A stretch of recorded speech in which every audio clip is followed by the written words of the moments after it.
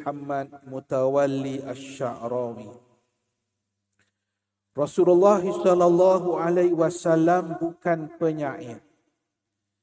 Jika kita melihat kepada kedudukan Nabi Muhammad sallallahu alaihi wasallam, kita boleh menyatakan Rasulullah sallallahu alaihi wasallam sejak awal kehidupannya sampai usia baginda sallallahu alaihi wasallam 40 tahun tidak pernah dikenali sebagai seorang yang mahir dalam syair dan prosa seperti Qus bin Sa'idah ataupun Akhtam bin Saifi.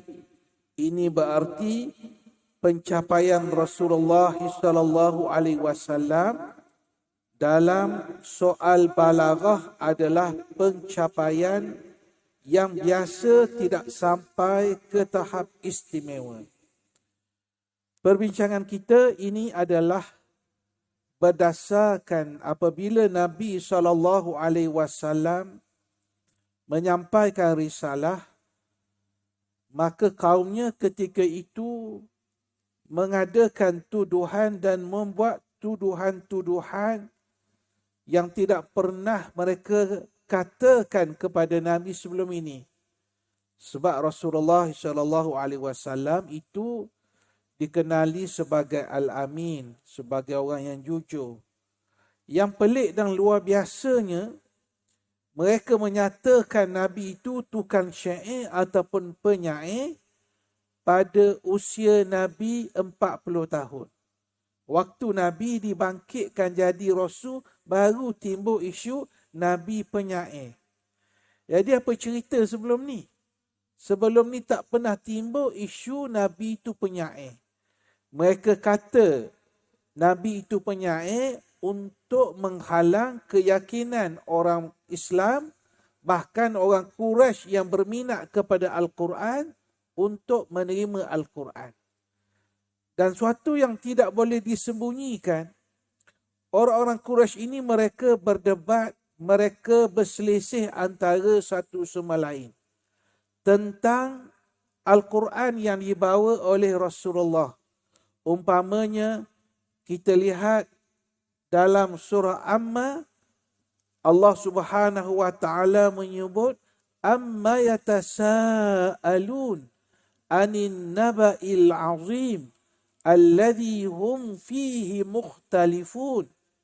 Allah Taala sebut dalam surah Amma yang kita baca ini, amma yatasaalun, tentang apa mereka ini berselisih bertanya antara satu sama lain. Apa yang orang Quraisy ni bincang? Anin naba'il azim. Mereka berbincang berkenaan dengan berita besar, berita agung, berita mega. Sebahagian ulama menyebut an-naba'il azim ini ialah yaumuddin. Hari manusia diberi pembalasan. Yaumul ba'thi, hari manusia dibangkitkan. Mereka perselisihkan antara satu sama lain bila mereka duduk bersama-sama. Betul ke ada hari kebangkitan? Sebab semua orang tanpa mengira agama, pegangan, mereka percaya, mereka yakin kepada kematian. Isunya ialah yang mereka tak percaya, yang mereka engkar, adakah manusia ini dibangkitkan kembali. Jadi, yatasaalun, mereka bertanya antara satu sama lain, anin naba'il azim, tentang berita besar.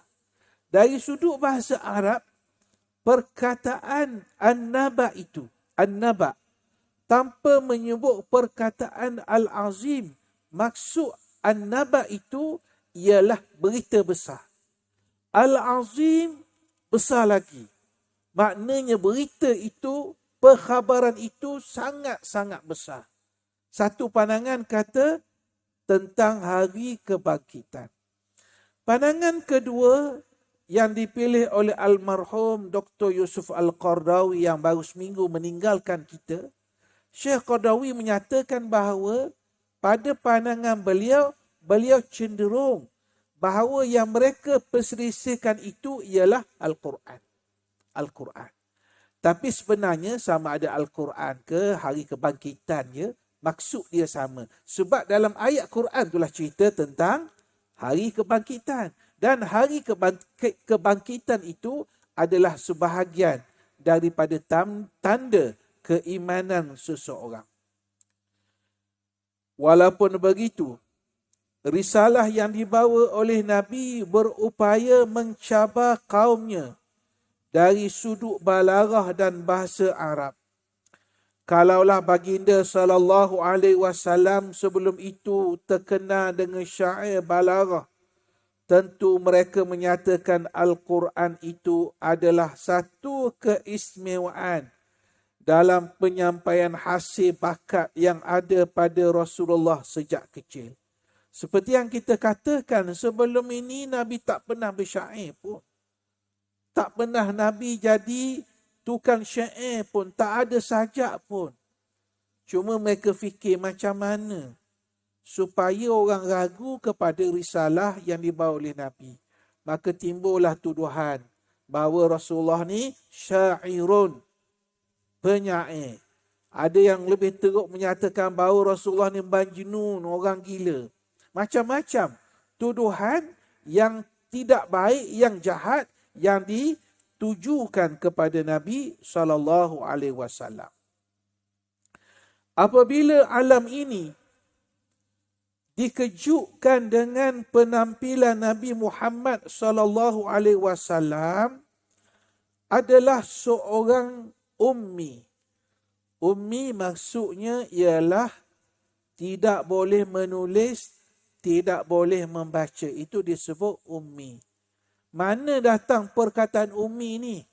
Yang orang terjemah sebagai tak boleh membaca, tak boleh menulis. Dari perkataan ni apa? Ibu. Maksudnya apa? Maksudnya macam mana seorang ibu melahirkan anak. Bila seorang ibu lahirkan bayi, baca tak boleh, menulis pun tak boleh pastinya. Jadi daripada keadaan istilah di situ, maka dinisbahkan ummi itu tidak boleh membaca, tidak boleh menulis. Tiba-tiba baginda SAW datang membawa Al-Quran yang tidak berupaya ditandingi oleh orang yang paling masyhur dalam bidang balaghah dan paling berbakat dalam seni pertuturan. Seperti mana yang kita tahu bahawa mukjizat yang Allah Subhanahu wa taala berikan kepada Nabi ini, antara yang terbesarnya ialah mukjizat kubra, ialah Al-Quran. Al-Quran. Pada Al-Quran, mukjizat pada Al-Quran ialah manhaj ataupun ajaran Allah Subhanahu wa taala. Jadi pada Quran tu ada dua perkara. Mukjizat pun ya, ajaran Islam pun ya dalam Al-Quran. Adapun nabi-nabi dan juga rasul-rasul alaihi wassalatu wassalam yang dibangkitkan sebelum Nabi, dipisahkan antara mukjizat dengan Alkitab yang diturunkan kepada mereka. Contoh, umpamanya Nabi Musa diturunkan kepadanya kitab Taurah. Kitab Taurah dalam tu betul ada ajaran manhaj yang dibawa oleh Nabi Musa. Tapi At-Taurah dia bukan satu mukjizat. Dia bukan macam Quran. Begitu juga kitab Injil yang diturunkan kepada Nabi Isa. Nabi Isa mengajar dan menyampaikan risalah manhajnya daripada kitab Injil. Betul kitab Injil itu sumber ajaran kepada kaumnya ketika itu. Tetapi kitab Injil itu bukan mukjizat. Antara tanda mukjizat, bukti mukjizat, kriteria mukjizat ialah kitab itu akan kekal selama-lamanya, tidak akan ada perubahan. Seperti Al-Quran. Manakala dua kitab yang kita sebutkan tadi, macam-macam perubahan yang sudah berlaku. Tetapi pada masa yang sama, Nabi SAW juga diberikan mukjizat selain daripada Al-Quran. Sebagaimana Nabi-Nabi dan juga Rasul-Rasul SAW diberi mukjizat yang lain selain daripada apa yang mereka perolehi daripada mukjizat yang jelas. Maksudnya di sini ialah mukjizat Al-Quran adalah satu keistimewaan yang Allah Ta'ala berikan kepada Nabi kita SAW. Dan biasanya mukjizat yang turun kepada Nabi-Nabi, Rasul-Rasul ni, dia sesuai pada waktu tersebut. Umpamanya, Al-Quran yang kita baca ini, yang kita sebut ini, waktu turunnya Al-Quran, orang Mekah, orang musyrik Mekah ketika itu, mereka mempunyai keupayaan dari sudut bahasa balaghah yang luar biasa. Sangat luar biasa. Mereka ini kalau bersyair tanpa apa-apa persiapan, keluar syair daripada mulut mereka. Hebat mereka. Hebat mereka. Jadi Allah Ta'ala turunkan Al-Quran sebagai mukjizat. Antara bentuk mukjizat itu ialah dari sudut bahasa. Dari sudut bahasa. Tetapi bila kita sebut mukjizat Al-Quran, dia bukan dari sudut bahasa saja. Dia akan terus jadi mukjizat dalam pelbagai bentuk sampai hari kiamat. Hari ini orang kaji tentang cakrawala, tentang bintang, tentang bulan, tentang bumi, tentang langit. Ini cabaran-cabaran yang Allah Subhanahu Wa Taala sebut di ratusan ayat dalam Al-Quran. Minta cabar manusia mengkaji kehebatan dan keagungan Allah Subhanahu Wa Taala. Maka tak kali itu tidak seorang pun yang boleh mendakwa bahawa Nabi Muhammad mempunyai kemampuan yang luar biasa yang dipendamnya sehinggalah umurnya mencecah 40 tahun. Kemudian baru dizahirkan. Mengapa? Kerana hidup di dunia yang berbeza-beza. Ada orang meninggal dunia umur 20 tahun. Ada 30 tahun, ada 40 tahun. Ini kita kata kematian ini merupakan rahsia Allah Subhanahu Wa Taala. Allah Ta'ala tak akan lewatkan walau satu saat dan tidak akan awalkan satu saat. Justru itu, kalau kita melihat ada keluarga kita ataupun rakan-rakan kita yang mereka ini berada di firashul maut, di ambang kematian, nazak lah istilah mudahnya. Waktu nazak tu tuan-tuan, kita tak tahu dia nazak. Betul tak? Nazak. Kita anggap dia akan meninggal dunia, biasa begitu. Tapi kita tak boleh tentukan pukul berapa dia meninggal, walaupun dah nazak. Mungkin selepas 10 minit. Mungkin 20 minit, mungkin sejam, mungkin sehari, mungkin 2 hari. Yang tu, yang orang nak mati tu pun kita tak boleh agak. Ini, kematian ini adalah rahsia Allah Subhanahu Wa Taala. Rahsia Allah yang sangat luar biasa.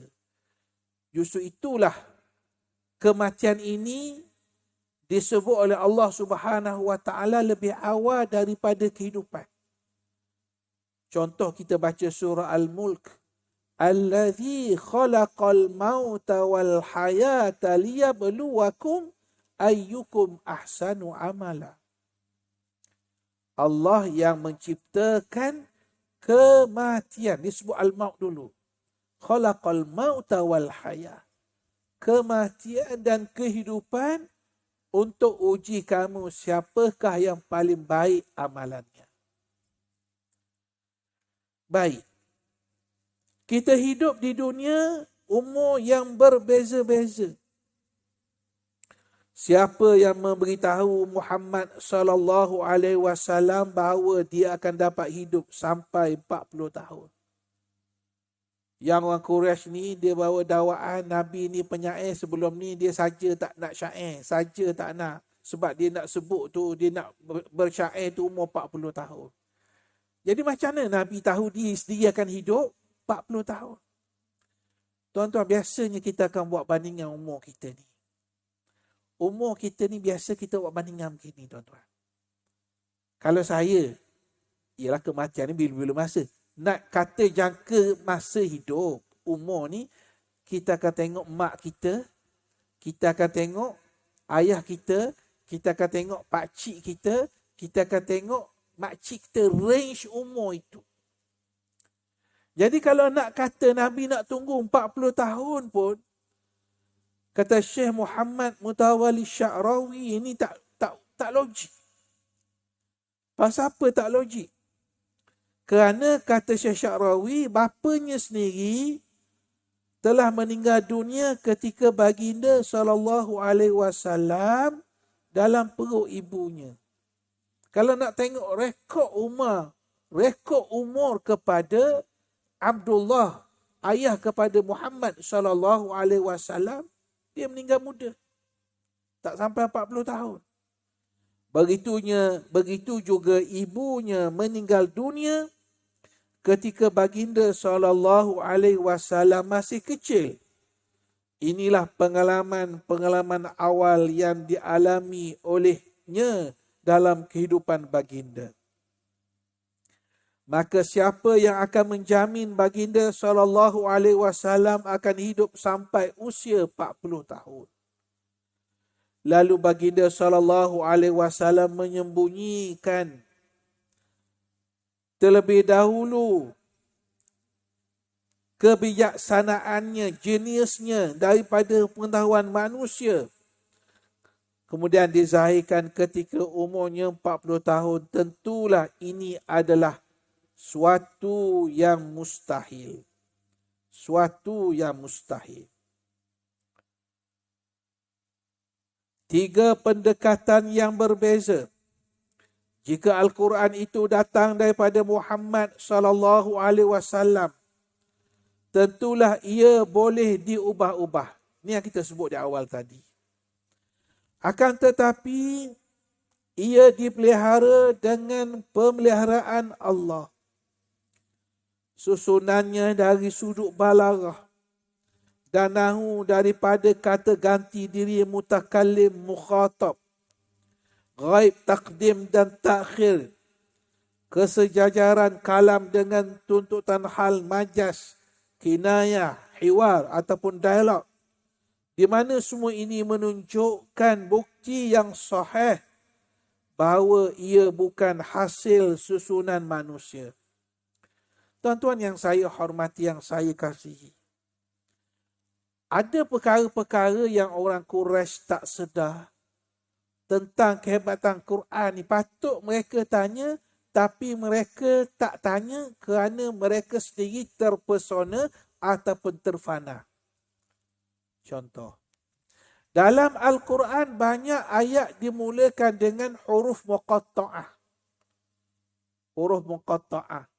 Contohnya alif, lam, mim. Itu alif, lam, mim kita baca. Itu dipanggil huruf muqatta'ah. Kita tak baca alam. Alif, lam, mim, alif, lam, ra. Semua huruf muqatta'ah ni, ayat-ayat yang dimulakan dengan huruf muqatta'ah ini, tidak ada seorang pun orang musyrik yang tanya. Nak gambarkan mereka ragu. Apa maksud alif lam mim? Tak ada seorang pun. Tak ada seorang pun. Padahal sebelum ni tidak ada dalam bahasa Arab digunakan huruf muqatta'ah. Tapi bila mereka mendengar Nabi baca alif lam mim ke alif lam ra ke, sama ada mereka dengar secara curi ataupun mereka dengar daripada jauh, mereka tak kata apa.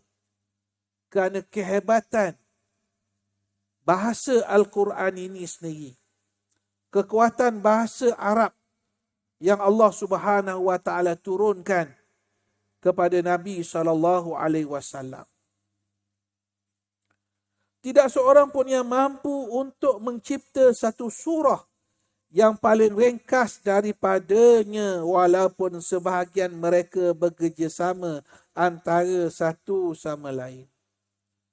Peringkat awal Al-Quran suruh turun satu surah, tak daya mereka, tak boleh. Quran kata turunlah, berikanlah, datangkanlah berapa ayat pun tak mampu. Akan tetapi Allah Subhanahu wa taala mengajar Nabi Muhammad sallallahu alaihi wasallam supaya membalas kepada mereka dengan hujah yang kukuh. Lalu Allah Subhanahu wa taala berfirman, "Qul law syaa Allahu ma talautuhu 'alaikum wala adrakum bih faqad labistu fikum 'umran min qablih afala ta'qilun." Katakanlah, jika Allah kehendaki, tentulah aku tidak dapat membacakannya kepada kamu, dan tentulah ia tidak memberitahu kamu akan Al-Quran ini, kerana sesungguhnya aku telah tinggal bersamamu di satu masa yang lanjut sebelum turunnya Al-Quran. Maka mengapa kamu tidak mahu memikirkannya? Betul lah. Mereka tengok, mereka perhati, mereka hidup bersama dengan Nabi SAW sejak kecil lagi. Dan pergerakan Nabi itu mereka boleh tahu. Dan kalau kita tengok penempatan Nabi dengan kaum kerabatnya, bukan jauh pun. Ialah hari ini semua kawasan masjid, betul lah. Tapi ada kalau kita pergi ke Mekah, ada mutawif, kita tunjukkan ni kawasan ni, penempatan ni, begitu begini. Tapi pendek katanya dekat. Satu perkampungan kecil yang mereka tengok daripada awal. Macam mana Nabi membesar, dengan siapa Nabi berkawan. Semua depan mata mereka. Semua depan mata mereka. Tapi akhirnya mereka mengingkari apa yang dibawa oleh Rasulullah sallallahu alaihi wasallam. Allah Ta'ala mengajar kepada Rasulnya supaya menjawab kepada orang-orang kafir itu bahawa baginda telah hidup bersama mereka selama 40 tahun sebelum menjadi Rasul, di mana baginda sallallahu alaihi wasallam tidak terkenal dalam kalangan mereka sebagai ahli pidato, sebagai penyair ataupun ahli balaghah. Jika mereka mahu menggunakan akal, nescaya mereka tahu bahawa jika ada keistimewaan itu pada dirinya, tentulah baginda sallallahu alaihi wasallam akan menzahirnya sejak lama dahulu. Dia macam bakat kita juga, tuan-tuan. Bakat kita ke, bakat anak-anak kita ke. Kalau kita ni bakat melukis, kita daripada kecil dah boleh melukis. Kita nampak. Anak kita pun kita boleh kesan. Kalau bakat dia tu melukis, daripada kecil kita dah tengok. Ada je pensel, ada kertas kosong, jadi terus. Kita pun, kita sendiri pun tak pernah ajar. Kat sekolah pun tak ajar subjek tu. Kita sendiri tak ada bakat tu. Maknanya kita tahu anak kita dari sudut seni ni, potensi melukis ni, dia ada. Cuma kalau dia nak jadi pelukis profesional, mungkin dia kena dalami ilmu-ilmu yang lain. Kemahiran-kemahiran yang berkaitan. Tapi nak sebutnya, daripada kecil, bakat tu dah ada. Saya pernah jumpa seorang pelukis profesional yang lukisannya, Masya Allah, jualannya puluhan ribu, ratusan ribu. Bila saya tanya, tanya abang, dah bakat ni bila? Daripada sekolah lah, dia kata. Daripada sekolah lah, tahu melukis. Cuma dia tak sedar bahawa bakat melukis tu boleh membawa kepada pendapatan. Begitu. Dia tak boleh. Dia umur 40 baru dia tahu. Mungkin lebih pada 40. Masa saya jumpa dia tu mungkin umur dia dah 50 begitu. Dia sedar waktu usia dia dah tua. Waktu dia tengah muda ni dia berniaga benda lain. Sehinggalah satu hari bila dia nak tinggalkan perniagaan itu kerana perniagaan itu ada unsur-unsur yang tak baik. Jadi keluarga dia tanya, kamu nak berhenti kerja? Dia kata nak berhenti. Dan nak buat apa? Dia kata tak tahu nak buat apa. Tak tahu. Lalu orang kata, kan abang pandai melukis. Oh ya juga kata dia. Dia pemula melukis. Tapi nak berjaya bukan setahun, bukan 2 tahun. 5-6 tahun juga sehingga dia boleh menjual dengan harga yang sesuai. Poin yang saya nak sebut di sini, bakat ni dia daripada kecil. Macam tuduhan kata kepada Nabi ni sebagai penyair memang tak logik. Sebab sebelum ni satu patah syair pun tak pernah dilafazkan oleh Rasulullah SAW. Betapa banyak kes perbalahan di mahkamah antara pelbagai individu yang saling berselisihan. Setiap orang mendakwa dia yang memiliki sesuatu usaha yang baik. Setiap orang mendakwa dia yang memiliki sesuatu usaha yang baik. Kemudian fikirkanlah pula siapa manusia ini yang memiliki keistimewaan luar biasa sebegini sehingga ada padanya 3 uslub. Gaya penyampaian yang istimewa yang tidak sama antara satu sama lain.